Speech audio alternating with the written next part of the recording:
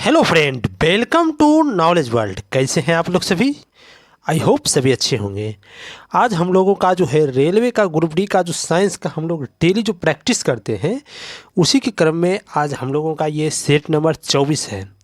इस सेट को स्टार्ट करने से पहले आप लोगों को बता दें कि इसका पीडीएफ जो है हमारे Telegram channel knowledge world PDF पर अपलोड कर दिया गया है। अगर आप टेलीग्राम चैनल से जुड़ना चाहते हैं तो आप इस वीडियो के डिस्क्रिप्शन में जाएं और वहां से टेलीग्राम चैनल का लिंक पर जाकर के आप जुड़ जाएं और इसका पीडीएफ प्राप्त कर लें।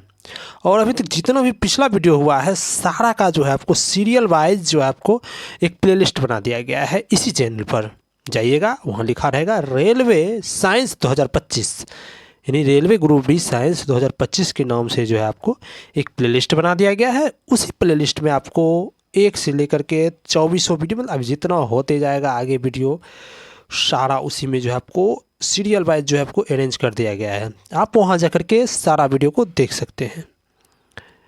ठीक, तो हम वीडियो स्टार्ट करते हैं।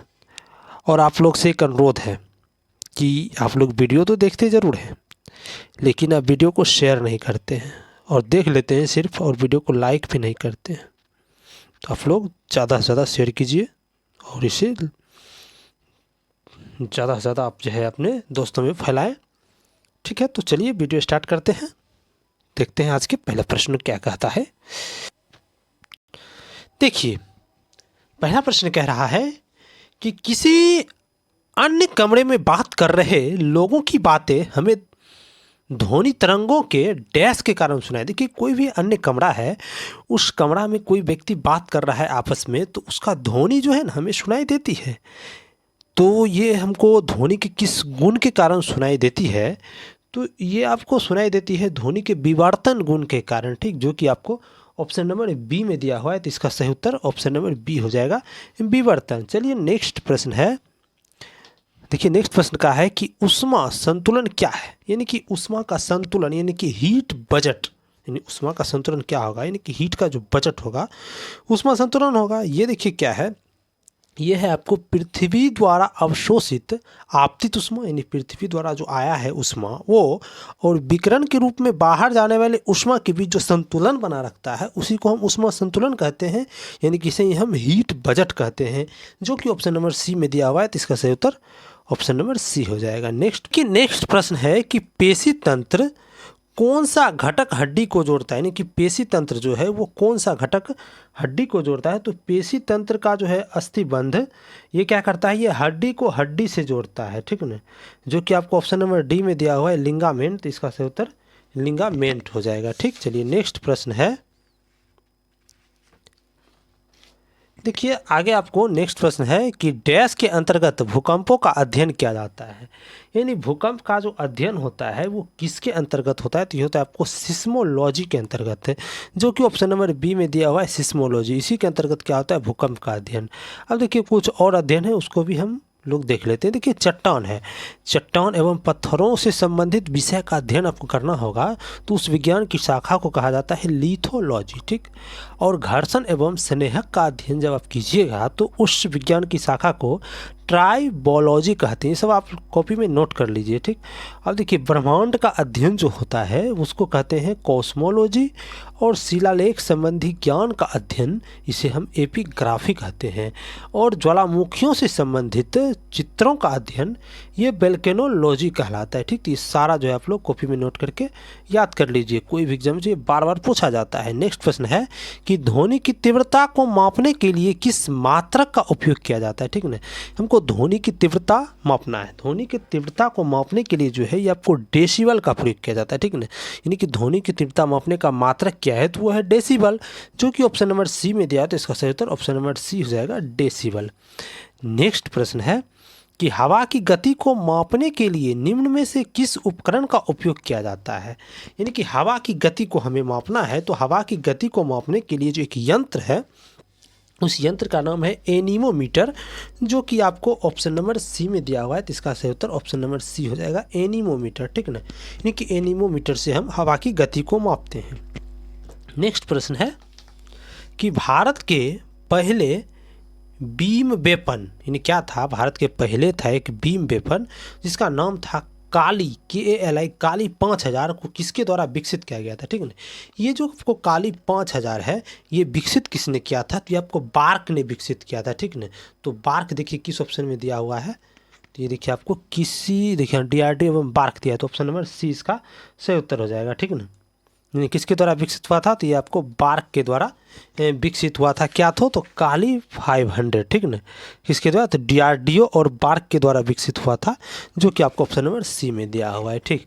अब देखिए ये जो है काली का पूर्ण रूप क्या होता है, तो ये होता है आपको किलो एम्पियर लीनियर इंजेक्टर होता है, ठीक है।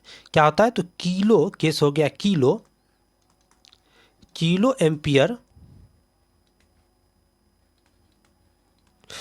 किलो एम्पियर लीनियर इंजेक्टर,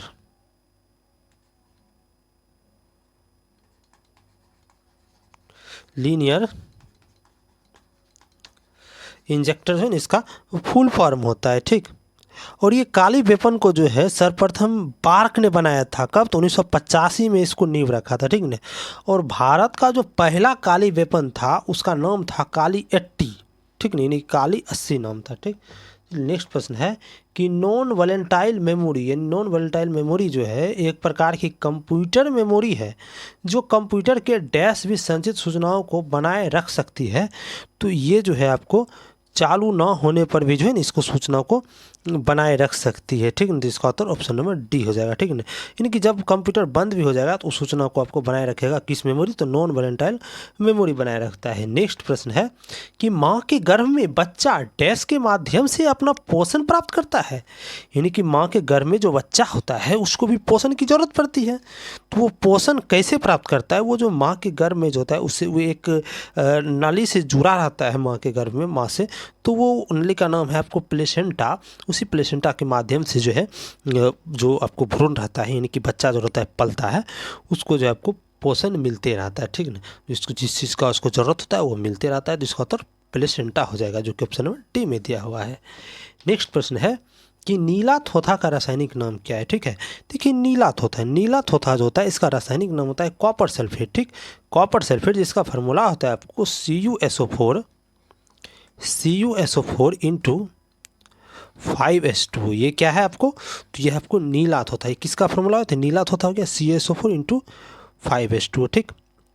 अब देखिए पोटेशियम नाइट्रेट होता है, इसका रासायनिक सूत्र होता है आपको KNO3, ठीक है। तो हमसे नीला थोथा के बारे में पूछा था, तो इसका रासायनिक नाम क्या होगा, CuSO4 इंटू 5H2, जिसे हम कहते हैं कॉपर सल्फेट, जो कि आपको ऑप्शन नंबर ए में ही दिया हुआ है।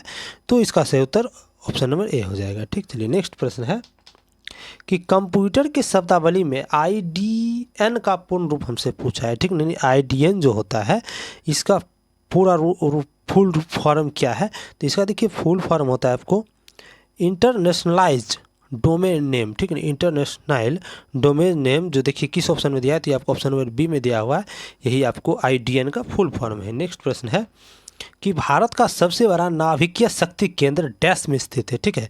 देखिए भारत का जो है सबसे बड़ा नाभिकीय शक्ति केंद्र जो है ये कहाँ पर स्थित है, तो ये आपको तारापुर में स्थित है, जो कि ऑप्शन नंबर बी में दिया हुआ है, ठीक है। तारापुर में जो स्थित है ये भारत का सबसे बड़ा नाभिकीय शक्ति केंद्र, ठीक है। भारत में अभी तक में जितना भी है उस सभी से जो है आपको ये बड़ा है आपको नाभिकीय केंद्र तारापुर वाला, ठीक है। ये देखिए तारापुर जो है ये कहाँ पर स्थित है, तो ये आपको महाराष्ट्र में स्थित है। ये तारापुर वाला कहाँ पर स्थित है, ये महाराष्ट्र में जो है ये तारापुर वाला जो है नाभिकीय केंद्र ये आपको स्थित है, ठीक। तो इसका उत्तर ऑप्शन नंबर बी हो जाएगा, ठीक। अब देखिए कुछ परमाणु ऊर्जा संयंत्र है जो कि भारत में स्थित है, वो कहाँ पर किस राज्य में स्थित है, उसका कुछ क्षमता है, तो इसको भी हम लोग देखते हैं। देखिए तारापुर को आप देखिए, तारापुर कहाँ है, तो महाराष्ट्र में है, और इसकी कुल क्षमता कितना है मेगावाट में, तो ये आपको 1400 मेगावाट है, ठीक। अब देखिए रावत भाटा जो है ये किस राज्य में स्थित है, तो ये आपको राजस्थान में स्थित है। आप ध्यान से इसको सुनिए और इसको आप एक कॉपी में नोट करते जाइए। और इसकी क्षमता जो है आपको 1180 है, किसका, तो रावत भाटा को। देखिए कैगा जो है परमाणु ऊर्जा संयंत्र ये कहाँ पर है, तो ये केगा कर्नाटक में है और इसकी कुल क्षमता होती है मेगावाट में 880 मेगावाट इसका कुल क्षमता है। अब देखिए काकरापारा जो होता है ये आपको गुजरात में है और इसकी कुल क्षमता है 440 मेगावाट। देखिए कल्पक्कम कहाँ है, तो तमिलनाडु में है और इसकी कुल क्षमता है 440 वाट ही है। नरोरा कहाँ है, तो ये उत्तर प्रदेश में और 440 मेगावाट ही जो इसका क्षमता है, ठीक। जो कि आपको ये बहुत सारे एग्जाम ये जो आपको कोई न कोई एग्जाम ये आपको देखने को मिल ही जाता है, ठीक है। ये सब बहुत पूछता है, ये सब पुलिस सारा आपको अच्छे से ध्यान में रखना है। चलिए नेक्स्ट प्रश्न है कि नैनो साइंस एंड टेक्नोलॉजी यानी नैनो मिशन की शुरुआत किस वर्ष की गई थी। नैनो साइंस एंड टेक्नोलॉजी था, इसकी शुरुआत जो है आपको 2007 में की गई थी, ठीक। तो इसका उत्तर ऑप्शन नंबर सी हो जाएगा, ठीक, 2007। अब देखिए नैनो तकनीकी का सिद्धांत जो है ये सर्वप्रथम जो है किसने किया था, तो ये जो आपको 1999 ईस्वी में भौतिकी के प्रसिद्ध डॉक्टर थे, कौन थे, तो उसका नाम था आपको रिचर्ड पी हैनमैन, उन्हीं के द्वारा प्रस्तुत किया गया था, ठीक। चलिए नेक्स्ट प्रश्न है कि अंतिम पृथ्वी शिखर सम्मेलन कहाँ आयोजित किया गया था। देखिए अंतिम पृथ्वी शिखर सम्मेलन जो था ये आपको ब्राज़ील के रियो डी जेनेरियो में शहर में स्थापित किया गया था। तो ये कब हुआ था, ये आयोजित हुआ था, तो ये आपको 2012 में आयोजित हुआ था। तो इसका उत्तर ऑप्शन नंबर बी हो जाएगा, रियो डी जेनेरियो। ये कहाँ पर है, तो ये आपको ब्राज़ील में है और ये 2012 में आयोजित हुआ था। नेक्स्ट प्रश्न है कि ऑटोमेटेड टेलर मशीन यानी एटीएम का ये फुल फॉर्म हो गया ऑटोमेटेड टेलर मशीन। देखिए कोई भी एग्जाम में ये भी पूछ लेता है, किसी दिन देखे होंगे आप, प्रीवियस ईयर उठाकर आप देख लीजिए, तो आपको एटीएम का फुल फॉर्म ही सीधा पूछा है। तो इसका फुल फॉर्म होता है ऑटोमेटेड टेलर मशीन। सबसे पहले तो आप इसको याद कीजिए। तो क्या आगे प्रश्न कह रहा है कि एटीएम नामक कैश मशीन के विकास का श्रेय भारत में जन्मे किस स्कॉटिश आविष्कारक को दिया जाता है। यानी कि एटीएम का जो आविष्कारक जो हैं वो कौन है, वो जो है भारत से ही संबंधित है। तो देखिए उनका नाम क्या है, देखिए उनका नाम है आपको जॉन शेफर्ड बैरन, ठीक, जो कि ऑप्शन नंबर डी में दिया हुआ है, जॉन शेफर्ड बैरन। इन्होंने ही एटीएम का आविष्कार किए थे, ये भारतीय ही थे, ठीक। और एटीएम मशीन का आविष्कार जो है ये आपको 1967 ईस्वी में किया गया था सर्वप्रथम, ठीक।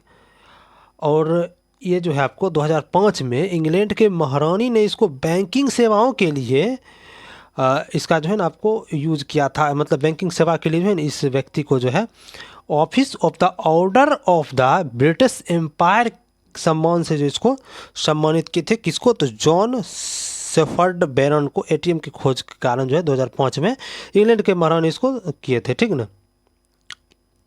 चलिए नेक्स्ट प्रश्न है कि निम्न में से कौन सा माइक्रोसॉफ्ट ऑफिस 2019 पैकेज का हिस्सा नहीं है, ठीक ना। यानी कि माइक्रोसॉफ्ट ऑफिस का जो है 2019 पैकेज है उसका हिस्सा नहीं है, वो आपको कीटोन नहीं है, ठीक ना। लेकिन जो है बाद बाकी आउटलुक, वन नोट और एक्सेल ये सब है, ठीक।